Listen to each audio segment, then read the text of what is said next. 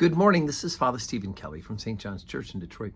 We're continuing our series of daily morning meditations where we generally look at one or another lessons that are assigned for morning or evening prayer, what is known as the daily office lectionary. Today for Saturday, let's take a look at the lesson that's assigned. The first lesson for morning prayer from the first book of Samuel. We are now up to David, the story of David and Goliath. Chapter 17, beginning at verse 41. And the Philistine came on and drew near unto David. And the man that bare the shield went before him. And while the Philistine looked about and saw David, he disdained him, for he was but a youth and ruddy and of a fair countenance. And the Philistine said unto David, Am I a dog that thou comest to me with staves? And the Philistine cursed David by his gods.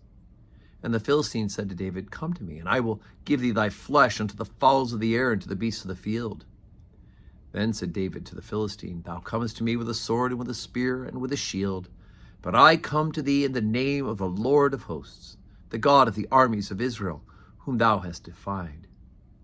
This day will the Lord deliver thee into mine hand, and I will smite thee and take thine head from thee, and I will give the carcass of the hosts of the Philistines this day unto the fowls of the air and the wild beasts of the earth, and all the earth may know that there is a God in Israel. And all his assembly shall know that the Lord saveth not with the sword and the spear, for the battle is the Lord's, and he will give you into our hands. And it came to pass, when the Philistine arose and came and drew nigh to meet David, that David hasted and ran towards the army to meet the Philistine. And David put his hand in a bag, and took out thence a stone, and slang it, and smote the Philistine in the forehead. And the stone sunk into his forehead, and he fell upon his face to the earth. So David prevailed over the Philistine with a sling and a stone, and smote the Philistine and slew him. But there was no sword in the hand of David. Therefore David ran and stood upon the Philistine, and took his sword, and drew it out of the sheath thereof, and slew him, and cut off his head therewith. And when the Philistines saw their champion was dead, they fled. Okay, so of course this is going to be one of the great stories about David as a young man. He's not yet king, but David is not afraid of Goliath, the great giant, the great leader of the Philistines. Not only is he not afraid, but he has such faith that God will deliver Israel through his hand, that he's willing to go at this giant who has a big sword and a shield bearer and all that other stuff and a big army behind him, and the rest of the armies of Israel cower in fear behind David.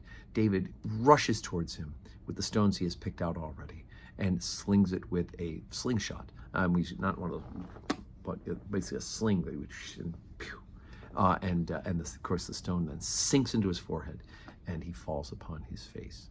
The final indignity, of course, being that David then uses the very sword that Goliath claimed he was going to cut off David's head with and feed his body to the fowls of the air and the beasts of the field.